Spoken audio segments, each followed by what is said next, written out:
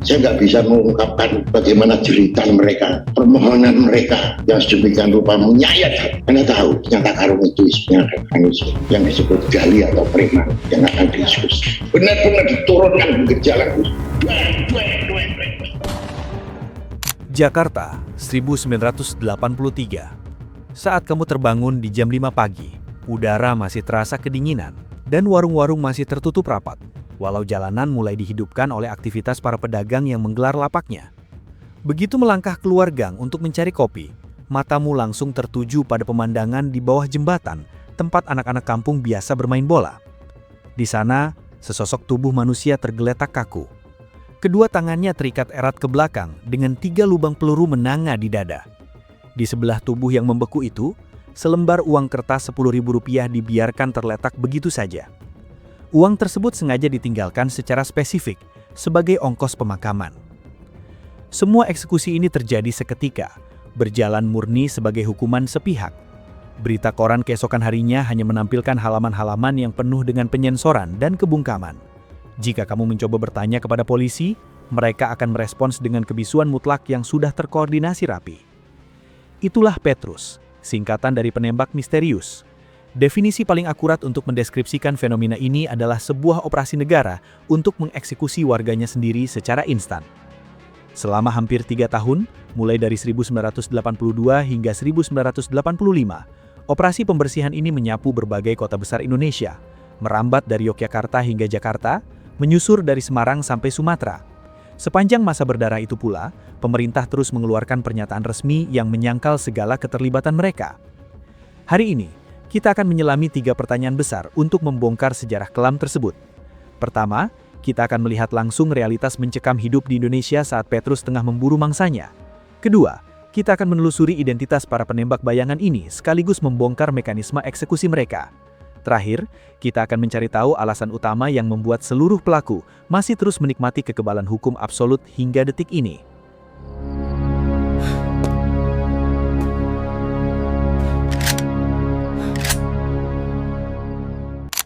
Untuk mengupas tuntas fenomena Petrus, kita harus memutar waktu kembali ke kondisi Indonesia di awal era 1980-an. Saat itu, negara tengah berada di puncak kejayaan Orde Baru, dengan kekuasaan Soeharto yang telah mengakar selama lebih dari 1 dekade. Seiring dengan majunya roda pembangunan ekonomi, arus urbanisasi melesat begitu pesat. Jutaan penduduk desa berbondong-bondong membanjiri kota-kota besar, khususnya Jakarta, untuk memperebutkan lapangan pekerjaan yang sangat terbatas. Akibatnya, kantong-kantong kemiskinan merayap naik di wilayah pinggiran kota, dan di tengah himpitan inilah komunitas Gali, singkatan dari gabungan anak liar, mulai membiak dan membangun kekuatan. Pemerintah menggunakan istilah Gali untuk melabeli kelompok-kelompok preman jalanan ini. Mereka beroperasi dengan mencengkeram teritori tertentu, memeras setoran dari para pedagang, serta aktif menjalankan perampokan dan berbagai aksi kejahatan jalanan. Di Yogyakarta, kelompok-kelompok ini berdiri dengan identitas dan nama khas mereka masing-masing. Sementara di Jakarta, mereka membangun hierarki kekuasaan yang terstruktur rapi. Persaingan perebutan wilayah di antara mereka kerap memanas dan memicu bentrokan berdarah yang menelan korban jiwa. Lonjakan angka kejahatan yang melesat tajam di awal 1980-an ini langsung direspons oleh pemerintah Orde Baru sebagai ancaman fatal bagi stabilitas nasional. Menghadapi situasi tersebut, Soeharto yang selalu mengandalkan komando militeristik segera memformulasikan solusi instan. Langkah awal dimulai pada Maret 1982, saat Soeharto menginstruksikan jajaran polisi dan militer untuk menindak tegas lonjakan kriminalitas di hadapan rapat pimpinan ABRI. Perintah serupa kembali ia tegaskan melalui pidato kenegaraan pada 16 Agustus 1982. Seluruh komando ini mengalir murni secara lisan dan tertutup dari pantauan publik, menjadikan instruksi senyap yang sepenuhnya bersih dari jejak dokumen resmi. Pesan rahasia tersebut mendarat dengan akurat di telinga para pelaksana lapangan. Sebagai tindak lanjut, Pangkop Kamtib Laksamana Sudomo mengumpulkan Pangdam Jaya, Kapolri, Kapolda Metro Jaya dan Wakil Gubernur DKI Jakarta dalam sebuah rapat koordinasi pada 19 Januari 1983. Di meja rapat itulah cetak biru operasi pembersihan ini dirancang dengan matang dan Yogyakarta ditunjuk sebagai arena percobaan perdananya.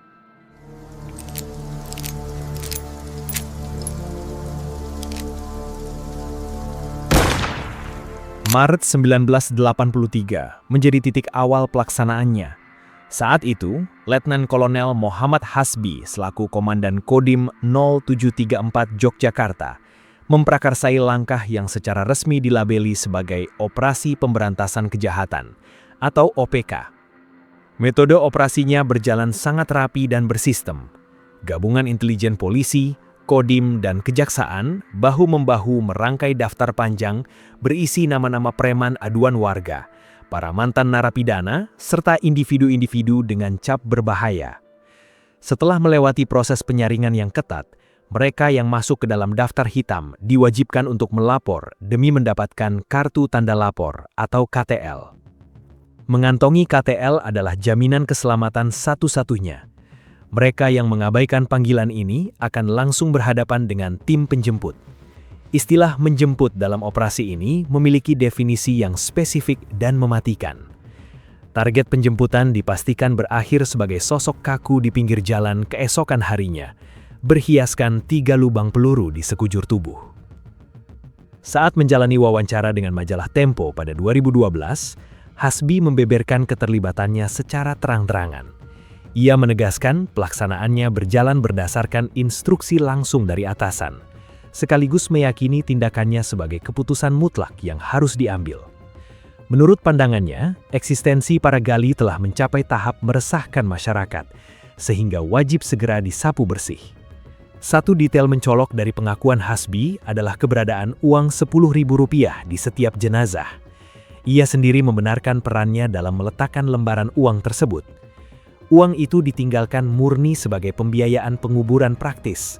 Tujuannya semata-mata untuk mempermudah keluarga saat mengurus pemakaman. Di tengah kota yang menjunjung tinggi filosofi Jawa tentang kepatuhan dan harmoni sosial, pemandangan mayat bergelimpangan setiap hari sukses menyemai teror psikologis yang sangat masif. Angka kejahatan di Yogyakarta pun merosot tajam. Jumlah kasus kejahatan kekerasan yang semula menyentuh angka 57 pada periode sebelumnya, susut drastis menjadi 20 kasus. Pemerintah menilai hasil ini sebagai sebuah kesuksesan besar, dan tak lama kemudian, jangkauan operasi tersebut langsung diperluas ke berbagai wilayah lainnya.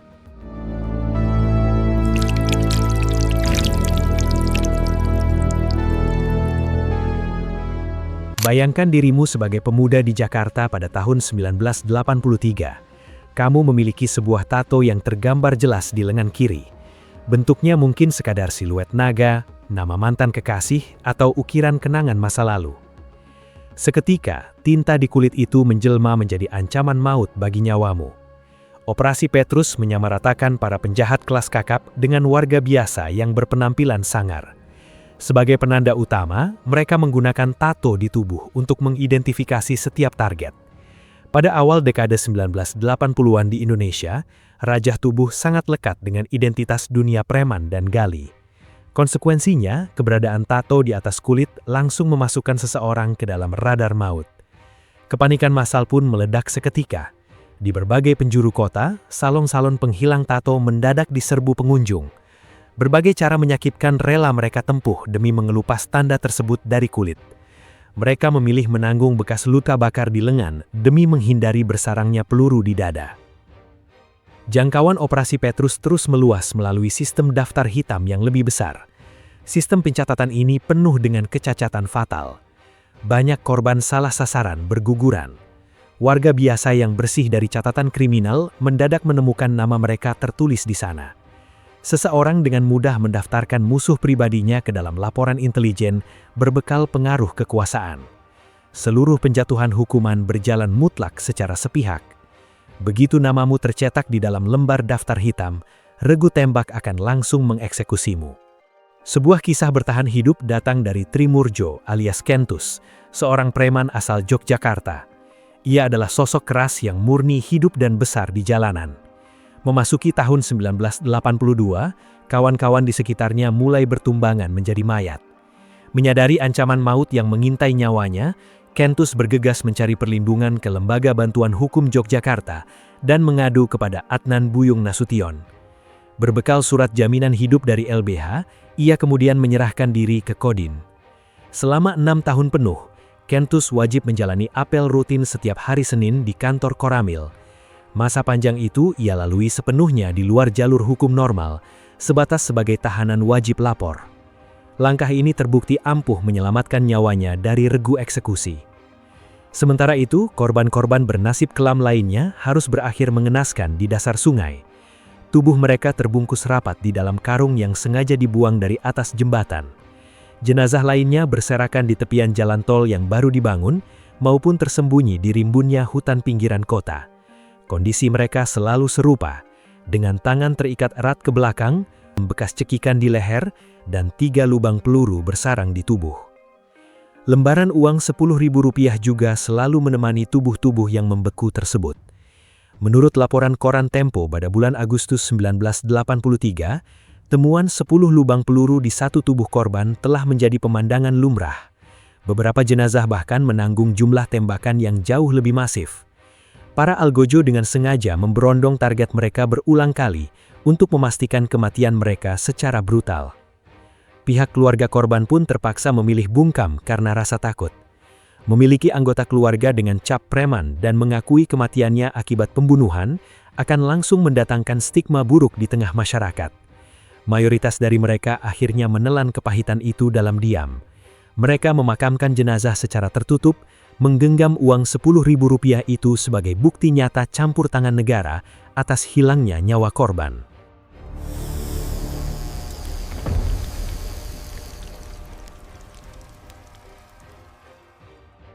Sebutan penembak misterius lahir akibat kebungkaman total institusi dalam mengambil tanggung jawab atas operasi tersebut. Para eksekutor di lapangan bergerak dalam balutan pakaian sipil dengan identitas tertutup rapat. Mereka menyergap di keheningan malam, menyeret target dari rumah maupun jalanan, lalu menghilang begitu saja menyatu dengan gelap. Pemerintah secara konsisten merilis bantahan resmi ke hadapan publik. Pada bulan Juni 1983, Pangdam 5 Jaya, Maijen TNI Trisutrisno, menuding media massa sebagai pihak tunggal yang menghembuskan isu penembakan misterius ini.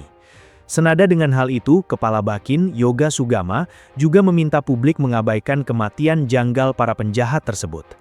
Padahal mekanisme sesungguhnya berjalan sangat gamblang.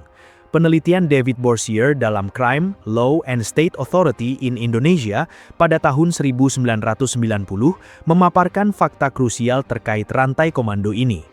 Para pelaku pembunuhan tersebut bergerak murni untuk melaksanakan perintah jabatan. Mereka beroperasi langsung di bawah kendali koordinasi Pangkop Kamtib yang bermuara pada otoritas tertinggi Presiden Soeharto. Pengakuan Hasbi turut memperkuat struktur komando ini.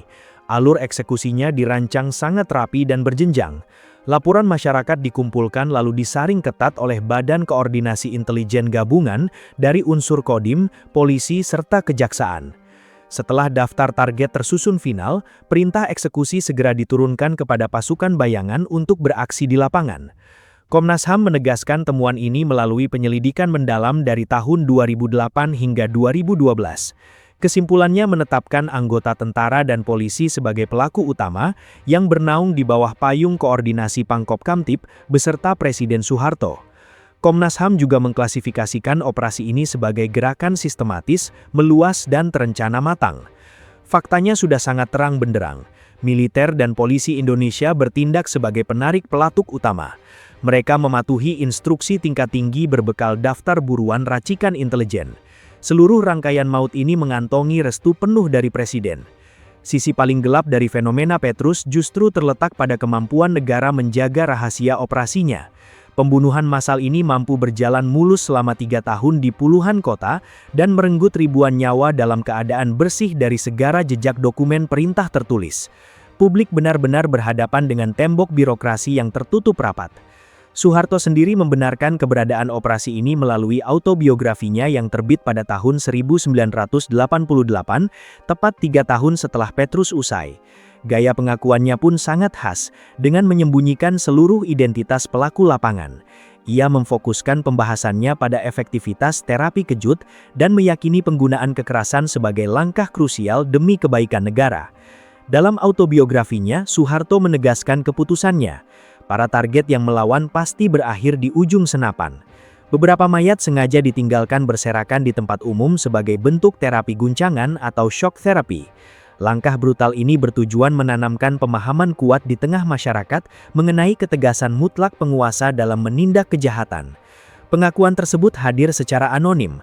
Justifikasinya berdiri kokoh bebas dari jerat pertanggungjawaban hukum. Seluruh mekanisme pembunuhan ini pun terkubur abadi di dalam pusaran birokrasi militer yang sepenuhnya kebal hukum.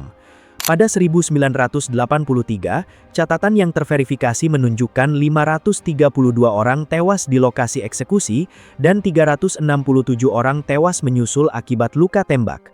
Memasuki tahun 1984, jumlahnya menyentuh 107 orang. Tahun 1985 mencatat 74 korban jiwa, dengan 28 diantaranya tewas tertembak. Total versi resmi pemerintah mengunci angka di kisaran 1.000 jiwa. Angka resmi tersebut sesungguhnya menyembunyikan skala pembantaian yang jauh lebih masif. Peneliti David Borsia memberikan estimasi korban hingga mencapai 10.000 orang. Ketua tim ad hoc Komnas HAM Yosep Adi Prasetyo juga merujuk pada angka acuan yang serupa. Sementara itu, Komnas HAM mencatat lebih dari 2.000 orang korban berdasarkan rentetan pengaduan yang mereka himpun. Perbedaan ekstrim dari deretan angka ini bersumber dari banyaknya korban yang lenyap begitu saja. Tubuh mereka sengaja dibuang ke tengah laut atau dikuburkan di rimbunnya hutan. Pihak keluarga juga terpaksa mengubur kenyataan dalam kebungkaman akibat cengkraman rasa takut dan stigma sosial. Mayat yang berserakan di jalanan memang bisa dipetakan, sementara tubuh-tubuh yang sengaja dihilangkan membawa serta jumlah mereka ke dalam kubur. Dimensi paling gelap dari Petrus bermuara pada satu kenyataan kelam ini. Jumlah pasti dari nyawa yang dirampas paksa ini masih menjadi misteri abadi. Rentang angkanya melebar luas dari 1.000 hingga 10.000 jiwa. Sampai detik ini, seluruh pihak membiarkan upaya penggalian data komprehensif tersebut membeku bersama waktu.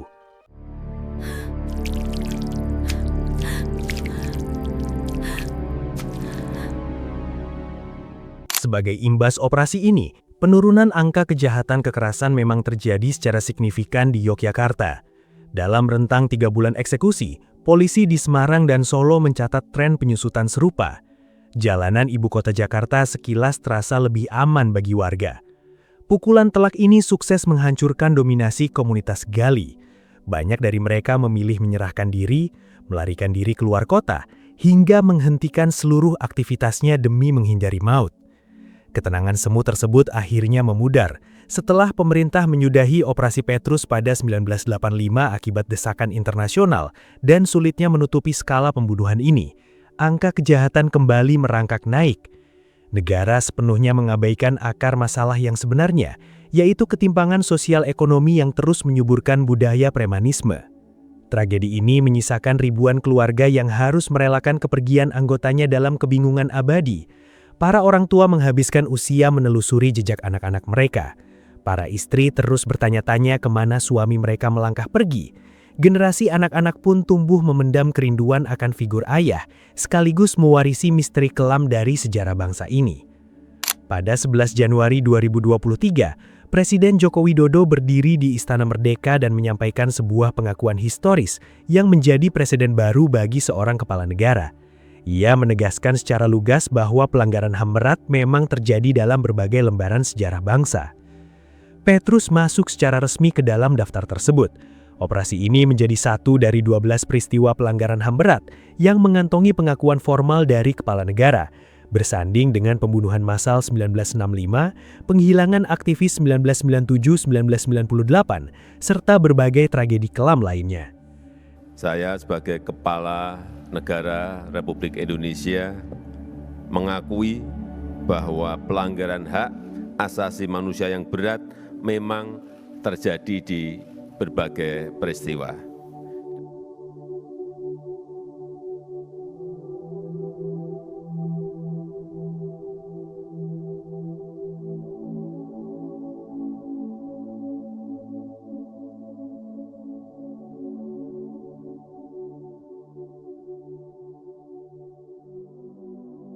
Namun perhatikan elemen yang sengaja dihilangkan dari pidato tersebut. Rangkaian kalimatnya mengaburkan seluruh identitas pelaku. Negara turut mengunci rapat total angka korban sesungguhnya dan membelokkan komitmen penyelesaiannya jauh dari ruang pengadilan. Rumusannya berbunyi lugas, negara mengakui, negara menyesal, dan negara akan menempuh jalur non-yudisial untuk memulihkan hak korban. Non-yudisial, sebuah jalur penyelesaian yang murni melepaskan diri dari sentuhan palu hakim.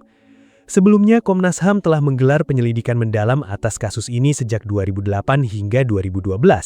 Hasilnya mengkonfirmasi status operasi ini sebagai pelanggaran HAM berat, memetakan rantai komando yang memegang kendali penuh, dan berujung pada penyerahan seluruh berkas temuan ke Kejaksaan Agung. Ironisnya, dokumen krusial itu justru membeku di sana selama lebih dari 1 dekade dalam status yang mengambang tanpa kepastian. Mantan Komandan Kodim Hasbi sendiri masih bernafas panjang saat melayani wawancara dengan Tempo pada 2012. Ia membenarkan seluruh tindakannya di masa lalu dengan penuh keyakinan. Hasbi pun masih menduduki kursi ketua organisasi Purnawirawan secara leluasa. Ia terus menikmati kekebalan hukum yang absolut. Misteri paling masif dari Petrus pada akhirnya berpusat pada satu ironi ini. Identitas sang penarik pelatuk sudah terungkap sangat terang. Keanehan sesungguhnya berakar dari keputusan negara yang telah meresmikan pembunuhan ini sebagai pelanggaran HAM berat, lalu secara sadar memberikan perlindungan hukum penuh kepada seluruh pelakunya. Kenyataan ini memiliki penjelasan yang sangat logis. Jawaban tersebut menguliti pemahaman mendalam bangsa ini mengenai konsep keadilan, memetakan kelompok yang selalu dapat perlindungan institusi, serta mendefinisikan ulang makna sebuah pengakuan yang sebatas formalitas lisan. Ribuan nyawa telah dirampas paksa. Seluruh pelakunya dibiarkan menghirup kebebasan. Pada akhirnya lembaran uang Rp10.000 di setiap jenazah itu menjadi warisan tunggal yang membuktikan intervensi nyata dari negara. Kehadiran negara di jalanan kala itu murni turun untuk mengeksekusi warganya sendiri. Gimana menurut kalian? Pernah dengar cerita apa saja soal Petrus? Tulis di kolom komentar ya. Jangan lupa like, share, dan subscribe Kopral Gondrong untuk konten menarik lainnya.